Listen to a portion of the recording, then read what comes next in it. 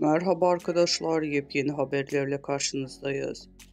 Elçin Sango, medyayı sev ama esiri olma diyerek düşündürdü. Güçlü metaforlardan oluşan kısa filmde medyanın gerçeklik algısının nasıl çarpılabileceğini gözler önüne seriyor.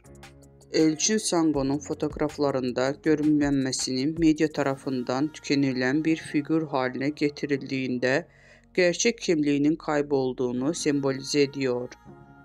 Medyaya esir olamam uyarısı insanlarda medya tüketiminde bilinçli olmalarını hatırlatıyor. Bu kısa filmde Sango medyanın güçlü ve bireyleri üzerinde etkisini eleştirirken izleyiciler medya tüketiminde dikkatli ve bilinçli olmaları gerçeğini hatırlatıyor.